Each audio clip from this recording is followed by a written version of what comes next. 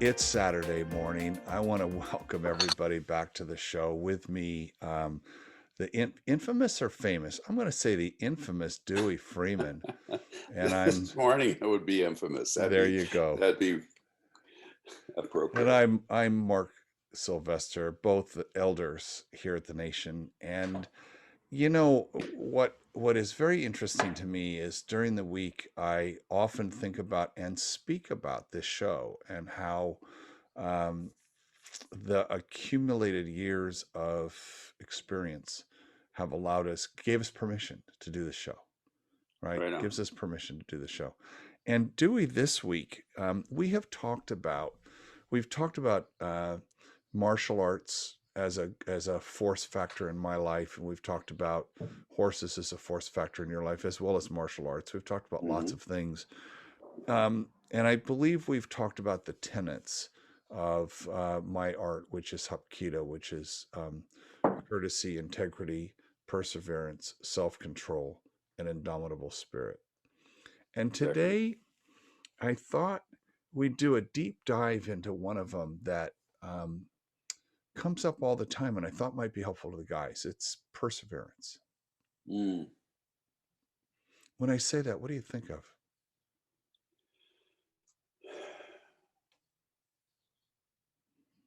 Well, the first thing that came to mind is not giving up. But then I started going deeper, and it feels like a soul Oh, thing. oh, A um, because not giving up, sort of we can sometimes just spin our wheels. yes. And um, inside me, it when I think about perseverance, there's something like in my heart and my soul that starts speaking. Um, So which perseverance is a little is bit a just a keep second. going. It's a little bit surprising to me that that's what happened because inside me, um, because that's not usually how I. It's not oftentimes not the first thing that comes.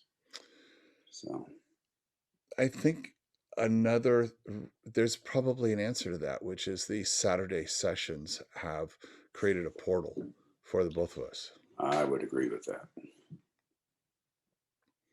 I would agree with And that that's what just happened. totally. You talked in one of our earlier sessions about creating space for things to happen. You open the space Right, creating and openings. creating openings. Yes, that's what it is, creating openings. And we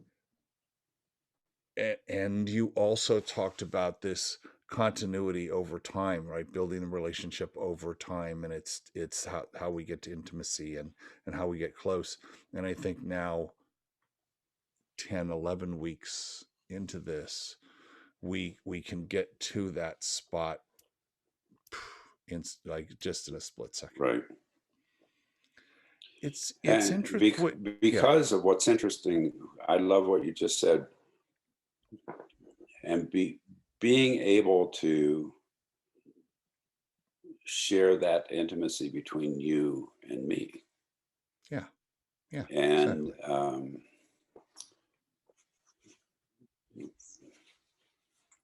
thank you for putting all that together. That was pretty sweet. You intimated when you said the word soul. I felt that at the same time. That perseverance is probably that you've heard that they say you got to dig deep, dig deeper, young Padawan. You can, it's like Hmm. it's something there. There's this deep reservoir that you have of strength that allows you to persevere. I think perseverance is it's probably mental and physical. Hmm. And as you were saying that, that deep reservoir, the phrase that went through my mind, and you and I've often talked about we don't know something till we say it, um, which was just a concept that you brought, which I really love. Uh, what went through many times, I think, in pictures, but part of what went through my mind as a picture was when we persevere, in perseverance, our soul is continually involved, and that our soul stays involved as we persevere.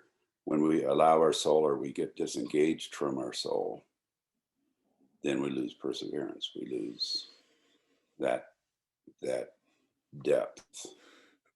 We are human. We Yes. have limitations. And it is when we hit something that tests that limitation is when we need to call upon our perseverance. Exactly.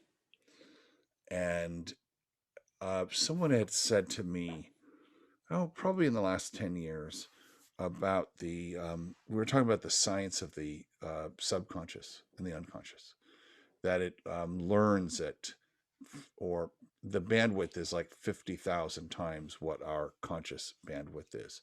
Do you Mhm. have any data on that to support that? And then I want to say something. I just want to see, is this a measurable thing, or is this a thesis, hypothesis? I don't have any data on that. I, well, no data from a research scientific place, but more data from a just watching people. Yeah. But I don't know that I could, if someone challenged me on it and said, where's the research? I would say, I don't know. So we'll then agree that our subconscious mind is operating at much higher bandwidth than our conscious mind. Yes. And if that's true, then the thing that we need when we hit that wall, whatever that is, that thing we need to push through, we need perseverance to do that. That's when, if all all the cogs are working right, perseverance says, hey, I got this for you. I got you. Yeah, and it's that, I guess when you're saying that, when you say dropping in to where perseverance says, yeah, I got you, are you talking about that from the standpoint of that's our subconscious coming forward? I'm suggesting that possibly we run out of what we need to get through that obstacle. Mm. And it's at that point when we run out, we can either go tap out, Yep. or we have some intentionality when we go, man, I got it. I need more. And Mm-hmm. that's the clue to the guys. The clue Mm-hmm. is the guys, hey, we got to help them out. Hey, everybody, come on, let's go. Got to help the cat out. Right. And that's Mm-hmm. where, someone said a long time ago, all I need is within me now. Right.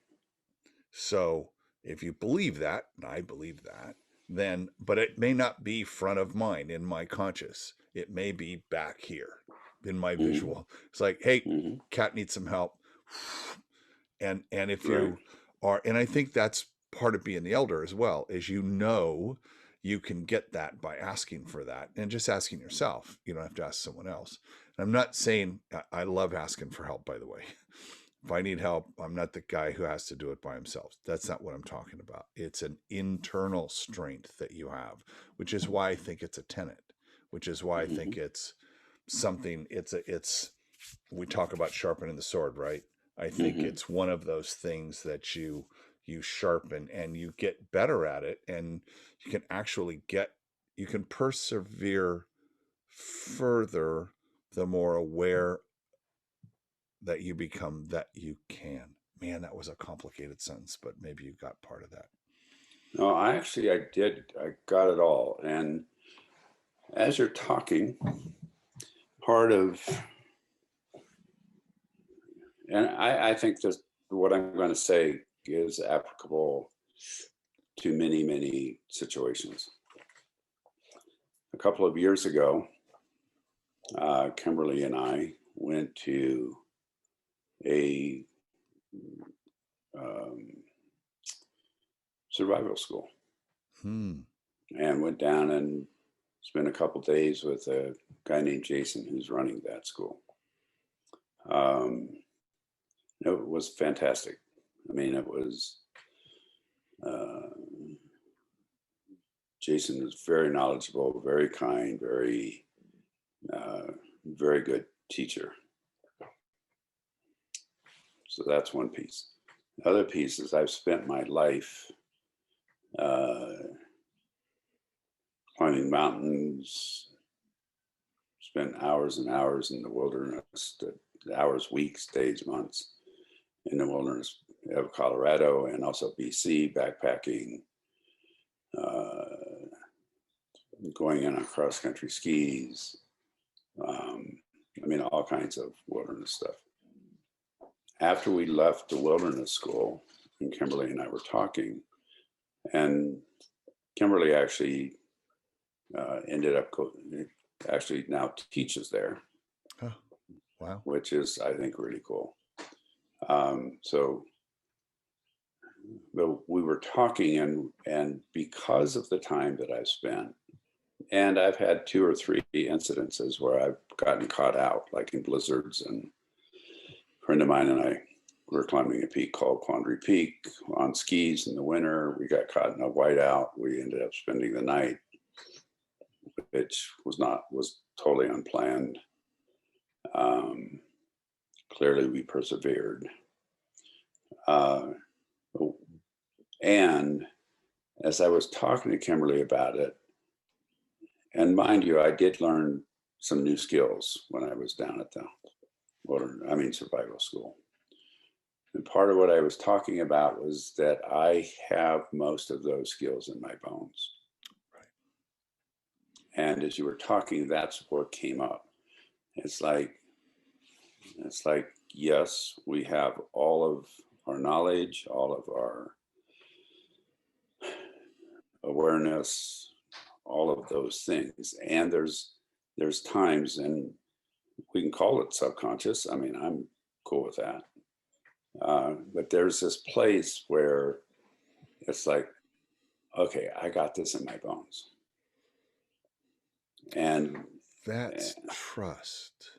yes. And so maybe perseverance, unconscious, trust, awareness, all of those things, when those combine, and it's like I got it in my bones. Even if I don't know what to do, it's like I got this in my bones. And so I don't know, what are your thoughts about that? Because that's the feeling inside that I get. One of the things you didn't mention was fear. And I'm That's curious, true. you in that situation, you weren't afraid. To me, fear has a very, very clear box around it, and I'm only afraid when I'm in a situation of where there are unknowns, and I don't know what's going to happen, and that's where fear comes for me. It was framed learning about the birth of my first son 49 years ago. The Lamaze instructor said, it's going to hurt like hell and there's going to be a lot of work, but I'm going to tell you everything that's going to happen. So you don't need to be afraid because you know what's going to happen. Right. And as long as you know what's going to happen, you don't need to be afraid. Yeah, it's going to be painful. Yes, it's going to be hard. Yes, it is going to be an ordeal, but there's no reason to be afraid. And I heard that when I was, 19, and it was young enough to where it's that is so in my bones that Right. if there's any fear, it's like, okay, there's something I don't know. That's my first thought. There's Hmm. something I Hmm. don't know. What do I not know about this situation? Business, relationship, whatever. And then learn that, and then the fear goes away. But perseverance is all the things you said. It's that knowing in your bones and trusting. And it kind of feels like, if it's a muscle, it's a sword that we sharpen, that it gets sharpened through experience. And that when we get through a thing, when we push through a thing, we now have been transformed as a result of that. And it's through that transformation we, in fact, become bigger, we become more, we're more experienced because we went Hmm. through that thing. And that probably makes that muscle, that perseverance muscle, a little stronger, Tougher. Right. right? So that the next time I need to persevere, I'm like, yeah, I got through that whiteout. Yeah, I got through Hmm. that blizzard and I didn't die. And yeah, it was tough and I was cold and all those things. But is it mental toughness? Well, we before in some of our previous shows have spoken about attachment. It's a recurring theme. I want to see your attachment tattoo because you've got to have one on you somewhere. Well, actually, I do. And I'd have to take off a few clothes to show it, but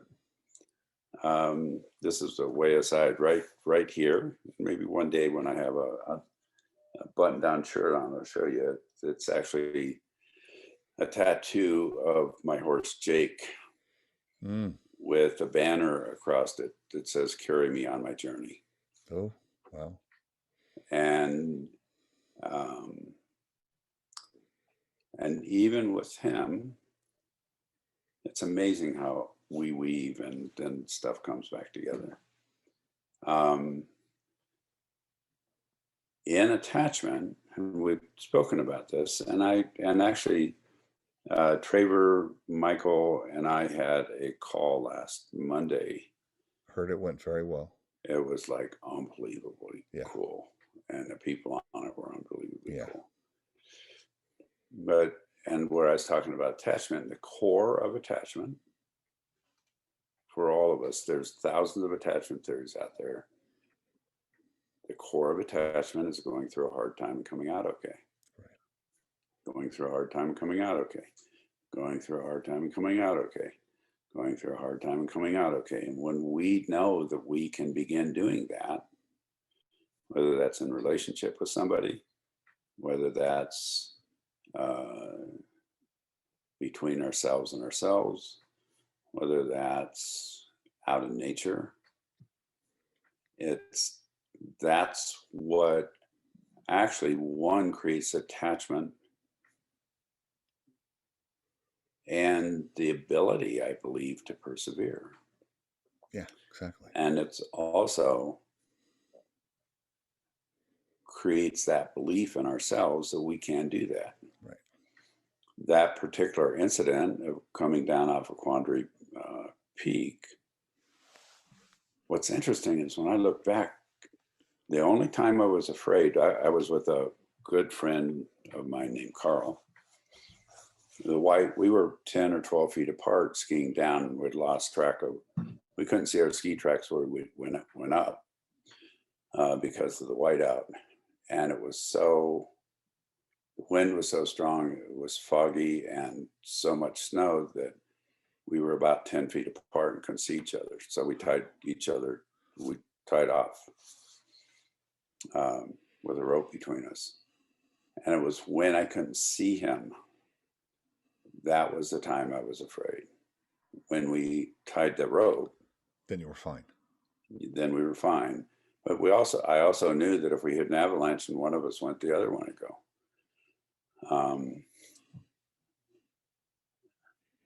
And I mean, it was a pretty heavy duty gig, and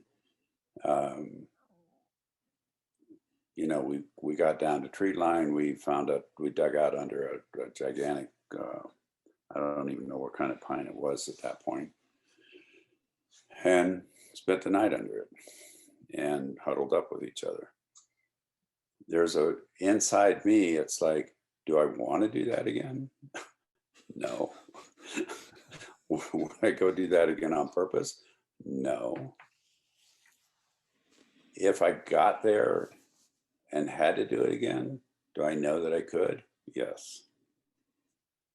And that's that part of the experience and knowing that we build that up. We build that muscle up. So let's see so we've talked about the what it is. And I think we have a really good definition around it. I feel like we've got it. Yeah, that's pretty cool. Feels good. So let's test it a little bit, because I get a sense. I love in the nation reading what guys are going through, and I just, man, it just my heart breaks a lot of times when I just read the stuff guys are going through, and I say, yeah, I did that. Yeah, I did that. Oh yeah, that happened. And I just, as I'm reading those, and I don't comment because I feel that I would need 10,000 words to say what needs to be said, and which is, I think that's what informed this week's word, was reading the challenge. There's the Tuesdays and then the Fridays, and when the guys are saying, I'm going through a really tough divorce or a tough breakup, and that just rips your heart out. And when there's kids and just all of that stuff, and it just brings a lot back. And I just want to say, persevere, but that feels so empty. Just right. If you just write that as a comment, it's just like, fuck off, dude. It's like, you have no idea. It's just, guess what? I have a big idea. exactly. I've got paper in folders over there that, of all that stuff. And so I thought that talking about it and showing what it looks like in real situations might help. By example, my daughter, well, this is probably 10 years ago. She's also a martial artist. And she called me, and she was complaining about work. It was hard or whatever. I don't remember what it was, but I remember specifically where I was in the car listening to her say that. And I just said, oh, that's what perseverance looks like. Oh, okay. She goes, Dad. She says, well, this is when you need to persevere. She goes, oh. So that's why we learn it, so that it can help us off the mat. Right. And I think that's just calling it into being. And even if you put it up on a sticky note and put it up, I mean, in the dojo, there's those 5 tenets are up there. They are seared into my brain. And it's that consistency over time equals results. We've talked about the little steps. I think if guys are having a challenge with that, maybe just writing, I wonder if just writing the word down and putting it up so you see it might be a trigger. Not sure. What do you think?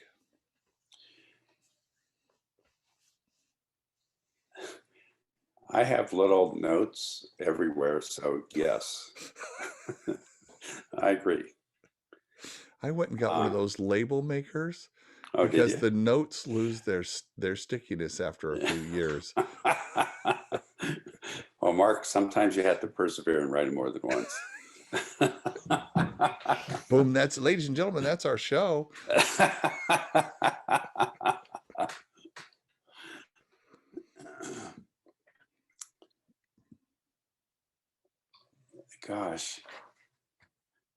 were telling that story, a thought went through my mind and then I lost it. Um,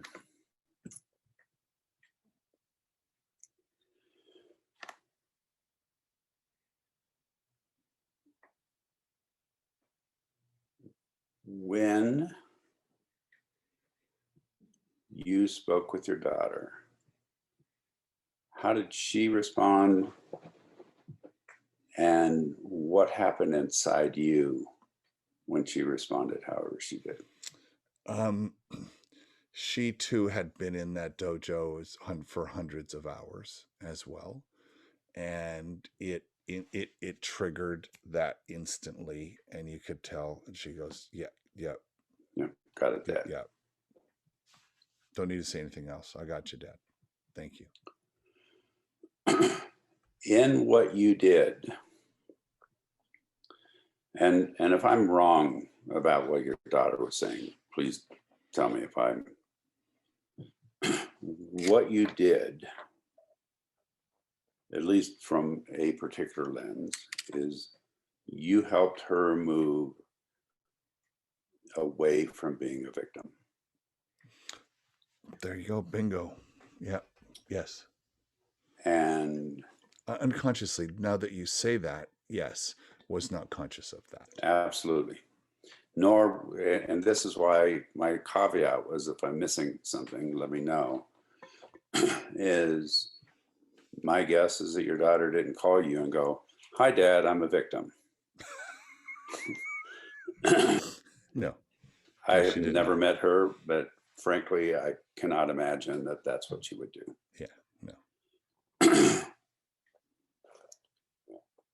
When we are in the middle of, when I'm stuck, descending a mountain, when we're in the middle of a divorce, when we, excuse me, I swallowed wrong there. When we mess up our thumb, when we lose a job, the biggest stumbling block to perseverance is becoming a victim. So let's tear that apart for a second. So it's about control. Totally. And we've talked about control 90,000 times. It's about control. Being a victim is about control. Moving out of out of victimhood is one about perseverance, but the other part, I think, is about being in the present. Being in the present. Right. So the victim is the one who is out of control. It's in improv we would say it's the low status character. The low status means I'm not in control of anything. I am told Right. what to do and I just react and I just do that. I'm the low status. Woe is me, and I'm the victim. And I want to take a little side trip for a second. okay. On I need to write down a note on two things because I'm following your lead on how to remember stuff, which I love. And Chef Grayson told me, your memory is only as long as your pencil. Remember pencils? yeah, I do.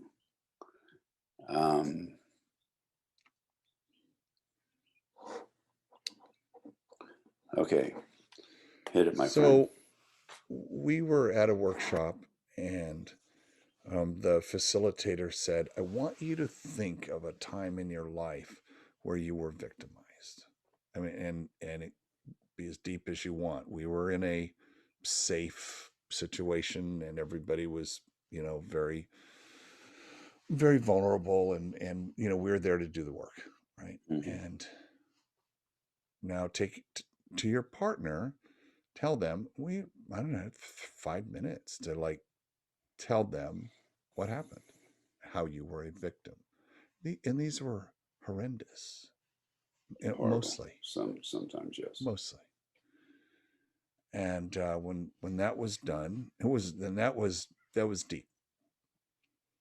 He said, "Okay, now," and we switched. Right, both person Hmm. told a Hmm. victim story. He says, "Now, I want you to tell the story, but you weren't the victim. You were the one who caused the thing to happen. You weren't the victim. What did you do?" And that changed everything. And now I told the exact same story, and that had a profound impact on and it was probably the whole thing was a half-hour exercise all in, changed how I think about victim. I've not been a victim ever since. Exactly. And I don't remember the specifics of it. I just remember the feeling of, he could tell us to do that, and it felt hard. Like, well, no, God damn it, she did this, and then this, and then, and I'd been living in that owned that story, right? And now he's like, well, maybe not, maybe Exactly. not. What do you think of that as an exercise? Well, one, when you told me the exercise, my whole body went, whoa. Um, that's an unbelievably good exercise. And are you okay if I speak a little more broadly about it? Keep going, Doc. I actually believe that there are times when we're truly a victim. For instance, a child who's being molested. So I want, Agreed. and there are other times that we truly are victims. So I really want that to be heard. And in my experience, a large percentage of the time when we think we're a victim, we're really not. And I think that's what we're speaking to. And that's exactly what you're speaking to. So let me speak to that part. When we're a victim, like this first part of the story that you told, many times what we do is we use victim, the at least the perception of being a victim, we use that perception of being a victim for power. Yeah.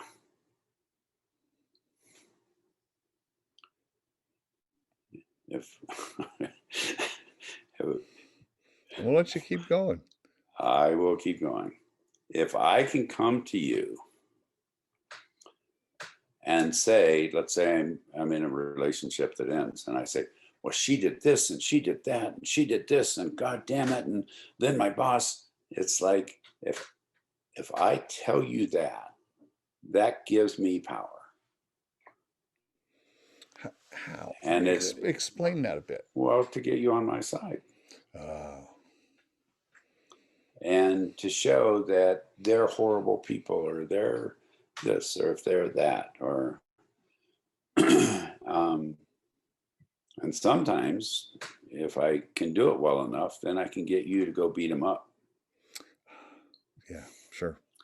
And or to be on my side, or to get me out of a situation. And what you're talking about, well, and we've talked in previous shows about control and power, where control is that thing we do when we don't trust, and power is the ability to influence and be influenced in contact and relationship.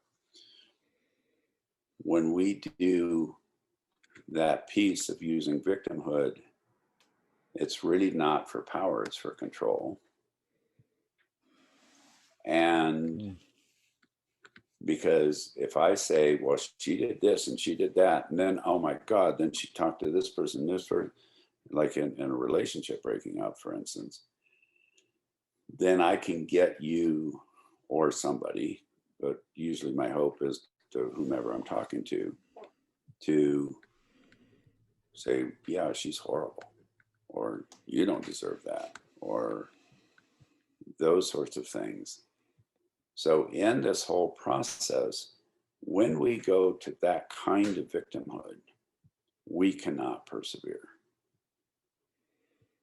We've seeded that completely. Yes, totally. And it's because we're giving up power. We're controlling, but we're giving up power. And this is going back to where you began with saying, oh, it's about trust. Because power is actually trusting that I can do something. Right. And power is actually trusting that I can influence someone and that I can influence myself. In that process, we also need to be present. And when we're a victim, we're not present. We're not living in the present. Oh, we're living in the past, aren't we? Right. Because we're recounting the tale of victimhood. Yeah, she did this, and by God, she had an affair on me. And that's not what's happening right now. Mm. Mm. Right now, I'm sad because okay. Following so, what I'm. Yeah, no, I'm so in our hypothetical, which is not hypothetical because everybody's listening going, yeah, and she fucking did this and she fucking did that. And well, and I've done that. I mean, we all have. I am talking from experience. 100%. So in our example, what would be the behavior? What could you say to get on the other side of that, to where you weren't given control? Let's try to give what would be the best practice if you caught how to yourself. move out of that. There you go. Right That's on. it. Right That's on. it. Like, because we want to, part of this is not just say all this shit happened. Is like, let's have a call to action where we can learn from that struggle. If we go back to storytelling, which is where I spend my day every day, right? There's this base setting, then something changed, then there was a struggle, then there was a change, a shift in attitude or change, and then there was success at the end. So what we're saying is, you're in that struggle, you're talking to your buddy, you want some comfort, you're like, oh man, this is like, if you just come out, you're still struggling with this situation. And so now we're saying, what is the mind shift that gets you out of that? Go. Well, it's exactly what in the workshop that you were in is exactly what that person, the leader, asked you to do. Byron Katie calls it the turnaround. Oh. The turnaround begins with, instead of saying to you, well, Mark, she did this and she did that, the turnaround, the first part of the turnaround, if you want to do it, is if I say, she cheated on me, she lied to me, the first part of the turnaround is actually going, I cheated on her and I lied to her. For instance. Boy, there's a level of honesty that is tough. It is tough. And it's the beginning of the ownership of your process. The other, so that's one. I have three pieces here. The second one is fully owning whatever. Purely hypothetical. I can say to you, Mark, you did X, Y, and Z, and you pissed me off. Now, please, and everybody in the nation know that's never happened. So, or I could say, you did X, Y, and Z, and I made myself angry about it.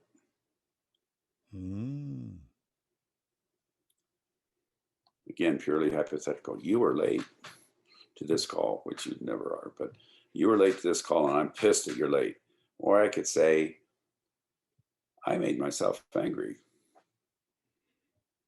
when I saw that you were late. Again, purely hypothetical. But it's like, I made myself angry, not Right. you. Right. Right. And then, so the turnaround, owning it. Like, I depressed myself. I'm frustrating myself. I'm making myself go away. Because as soon as you say that, you sort of stop it. So, like, I'm Isn't that frustrating. isn't that interesting? Yeah. I do this all the friggin' time. I'm not, I have an okay relationship with tech, with the high tech stuff. I'm not great at it.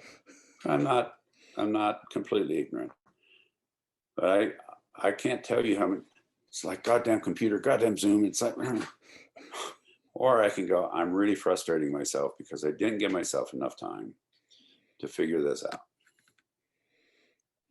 One sends me over the edge. The other one goes, oh, okay, take a breath. Be present. Be present. And the being present is the third one. And here's my example. As you know, we've gotten boatloads of snow here. Thankfully, it's pretty much gone. But there in, late February, March, and early April, we got, in about a 6-week period, we got cumulatively 7 or 8 feet of snow. And as you also know, I walk up the hill to where my horses are. I can go, we had a huge snow, it was like 4 feet. And it's about maybe 150 yards to my horses. That was a 30-minute walk. Wow. But with each step, I'm saying to myself, this is what I'm doing now. Step, this is what I'm doing now. Step, this is what I'm doing now. Instead of, goddamn snow, I'll never get up there. I don't. Okay. What a perfect example of it, right? Being very present in the moment. And as you're saying that, I'm reminded of the fourth tenet, which comes right after perseverance, which is self-control. Exactly. And God, it's like this is the other self-control piece, is while I'm going up there, the thought, I have 4 pairs of Nordic skis in my garage, and I have 2 pairs of snowshoes. And I'm walking up and I'm going, if I just remember to bring my snowshoes to the house, this would be a whole lot easier. And it's like, this is what I'm doing now. This is what I'm doing now. Oh shit, my snowshoes are in the garage. I could go, God damn it. Or I could go, well, I don't think I'm going to frustrate myself with that right now because I can't do anything about it. This is what I'm doing now. You had a whole subcommittee going on. I do.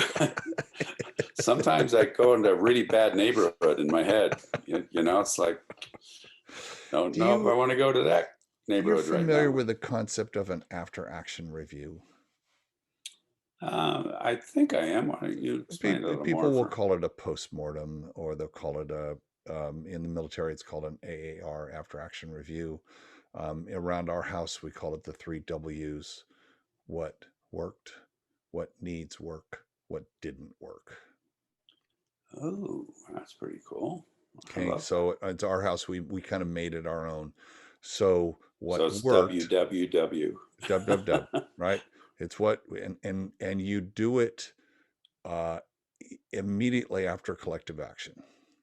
Mm-hmm. So, and we do it literally all the time. I have notebooks full of WWWs. After my TED talk, we sat down at dinner, and before we had dinner at this nice restaurant, we did it. What worked? Make a list. What needed work? Make sure you iron your shirt before you go on stage. What didn't work? And it's usually the what worked is a long list. The what needs work is a third of that list, just on average. If I were to take and put them all up on a wall and look at them, and then the what didn't work, sometimes it's only one or two things, and sometimes it's nothing. So don't feel like you have to put something in there. So if you had done a dub dub dub at the top of the hill, you would say, what worked? Well, I got to the top. Exactly. What needed work? Make a note, because I don't remember stuff as good as I used to. Bring the horseshoes and find the The snowshoes, not snowshoes. horseshoes. Sorry, I'm not a No. mountain guy. I'm a beach. And if I need to, have Amazon get me another pair and I'll hang them outside the door so I don't have to go get them. Right. And what Exactly. didn't work, and what else worked was that I was conscious and intentional, and I really, I didn't beat myself up as I was going up. So that worked.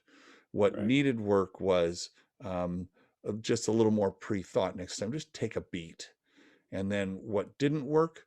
Oh, nothing. You did pretty good. And that's in the military, after an engagement, a battle, the guns are still smoking, and the Green Hmm. Berets will Hmm. huddle in and, okay, guys, because the learning, my experience is the learning at that moment when you are fully involved seeps into your bones, to your point of, it's with you and you will never forget. And I think that being present, so let's see if we can bring this back to being present in the next argument you have, or the next time where you're finding you need to persevere, to be present, because this is the turnaround, to be present enough to say, whoa, I'm really tapping into that inner strength right now. I'm really, this is happening. I'm so present. I know I'm out of gas. I need to go and get some emotional gas, or however, I'm mixing metaphors Hmm. all over the place. No, no, you're But all good.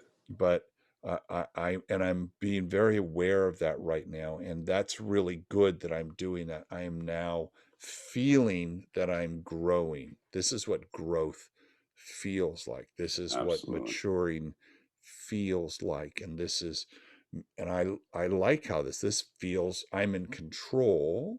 I feel powerful. So all the things that we've been saying, Hmm. you are going through trial with yourself, and as a result, the attachment to yourself, which Yep. means you're not disassociated from yourself, you're attached, makes you stronger. Did I get all that right, Doc?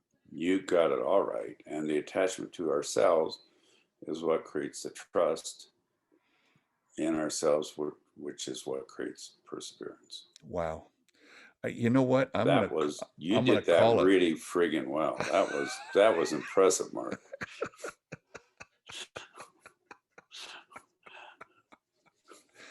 I love these conversations, my friend.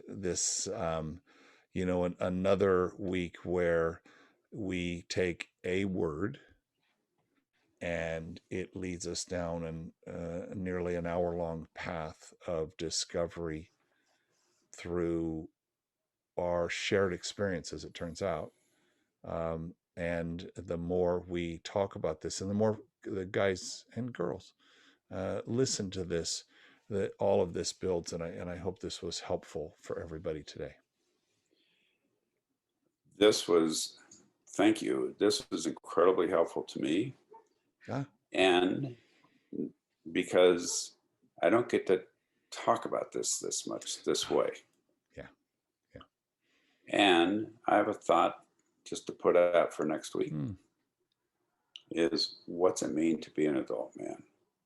Ooh, boy, there you go. Next week, what does it mean to be an adult man? Hey, everybody, thank you so much. Dewey, thank you so much, my friend. Thank you very much. And thank you, everybody.